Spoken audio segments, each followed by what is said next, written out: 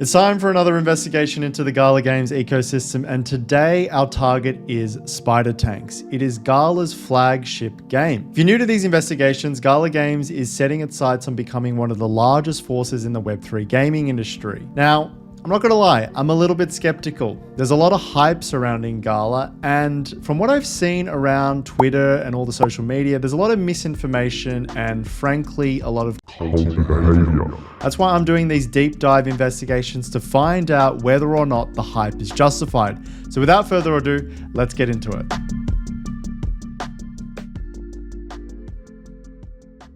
If you're aiming to be the #1 gaming ecosystem in Web3, you're probably going to need some high quality games.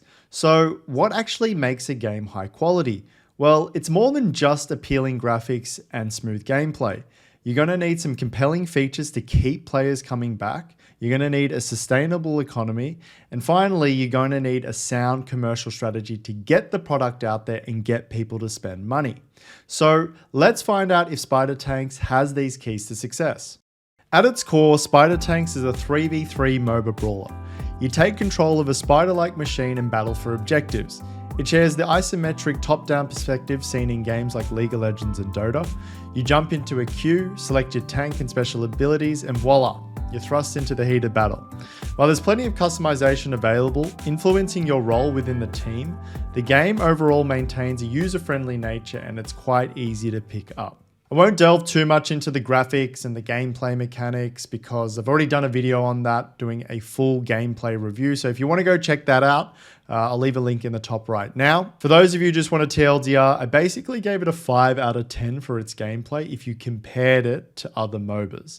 If you compare it to crypto games, it would get an 8.5 out of 10. Okay, some of you are probably thinking the 5 out of 10 is a little bit harsh, but hear me out, right? The MOBA genre that SpiderTanks is competing in is very established with some very well-known games. You got League of Legends, Dota, and then in the mobile space, you got Honor of Kings and also League of Legends Wild Rift.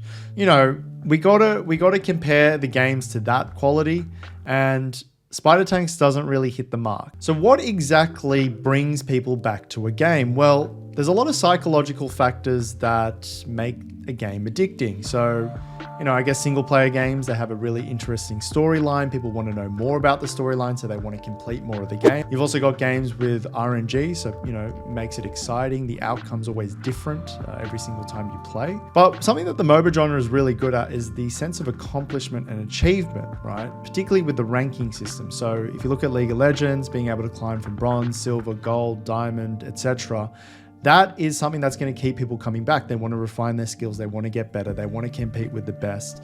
And that's what makes the game addicting, getting better and beating your opponents.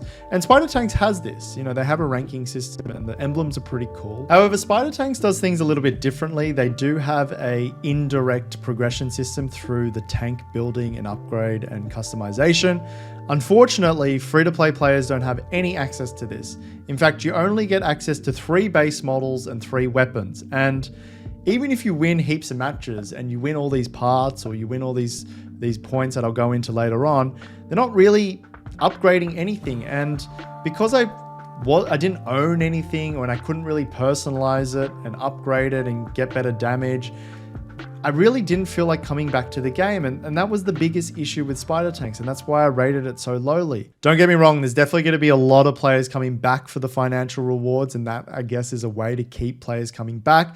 But purely from a gameplay perspective, I felt like it wasn't enough, particularly for the free-to-play players. One thing I will commend SpiderTanks for, and one of the reasons why I actually rated it highly when you compared it to other crypto games, is it's officially launched, it's live, and it's actually a pretty good product for its release. By having SpiderTanks launched this early in the Web3 gaming space is a huge first mover advantage, and it allows them to get a lot of brand recognition because they're going to be in the space for longer. It allows them to secure resources from, you know, maybe VCs that are looking to invest in crypto games. It also means that they can acquire a large customer base because if there are gamers who believe in the Web3 gaming philosophy, well, SpiderTanks is the first entry point and it might allow them to engage with that customer for longer. But on the flip side, doesn't always lead to success. I mean, there's also a lot of disadvantages. I mean, there's a lot of high research and development costs. There's market uncertainty. You might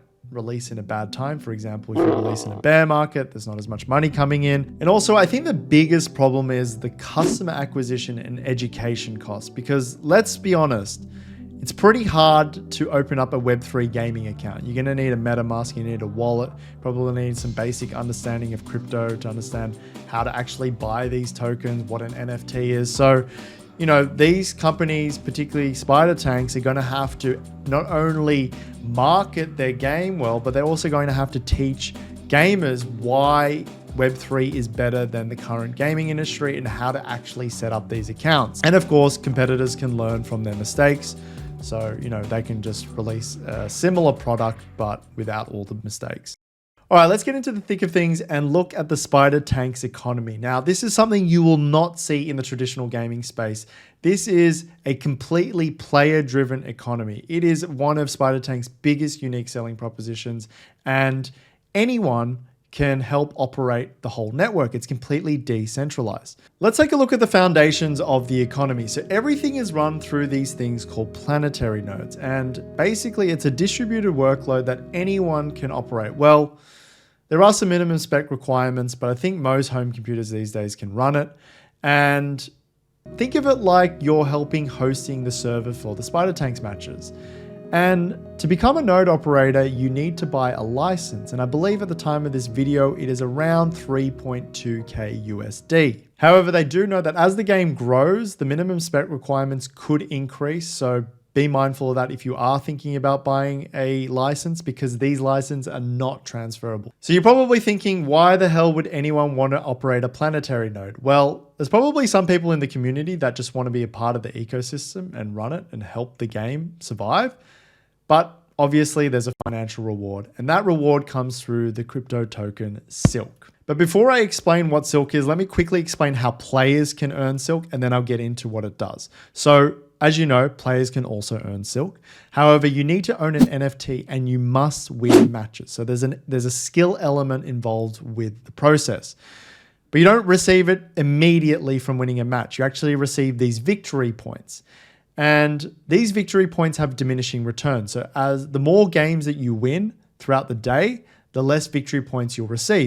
I believe that 90% of victory points will actually be earned in your first 10 wins of the day. So if you're looking to grind these victory points, you just have to win the first 10 and you've got majority of the potential rewards for the day. But then what you need to do is you need to submit those victory points in exchange for the Silk token. Okay, so what does Silk do? Well, you can spend it to buy more tokens called Arachnium. And these Arachnium are a really important part of the upgrading process for your NFTs. You can also use Silk to buy SpiderTanks NFTs on the marketplace. It's also used to buy the upgrade components. So there's bolts, scrap metal, chips, etc. that you'll need in the upgrading process. But it's getting a little bit too complicated, right? I mean, we started with victory points, we then went to Silk tokens, and now we're just going down this web of currency conversion, which is just completely confusing. And if there's anything we've learned from crypto is that the more complicated it is to understand the tokenomics, the more likely something is dodgy is going on. So I think we need to break it down further and find out what the hell is going on. Let's start with victory point to Silk ratio. So this is how the game determines how much Silk you earn. So the more victory points you get in a day, the more Silk you earn. The amount of Silk available each day also depends on how much people want Silk. So there's a supply and demand mechanism that we're going to get into. There's a soft cap. So there's a limit of how much Silk can exist in the game. This is done to control inflation and to maintain the value of Silk. The closer the game gets to its limit, the less Silk will be given out as rewards. All right, then we have this burn mechanism. So whenever someone spends Silk in the game store, it's not recycled. It's actually sent to a null address, effectively removing it from the game. This is known as burning the Silk. It helps increase the value of the remaining Silk. So then we've got these long-term trends. So over time, as more Silk is minted or created, the amount of Silk you get for each victory point decreases. But as more Silk is burnt or removed, the victory point to silk ratio increases, helping to balance out the system. So basically there's this dynamic supply mechanism that's put in place to avoid issues that we've seen in other crypto games like Axie with its SLP or Thetan Arena with its Thetan coin, where there's just this infinite supply of reward tokens being generated. With this mechanism, inflation can be controlled because there's only going to be more silk created if people actually spend silk. So it's encouraging people to upgrade their tanks or buy tanks from the Gala store using silk. So I actually think this is quite a good improvement to previous crypto gaming economy models.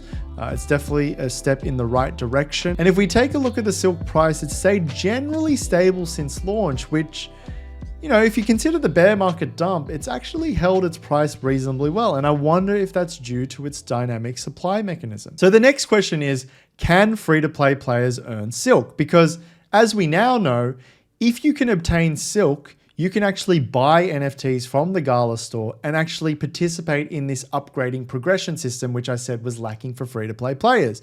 Well, fortunately, SpiderTanks has done an absolutely incredible job with this pilot program. For those of you who have been in crypto gaming for a while, you know the scholarship program. And the pilot program is exactly that, but way less friction.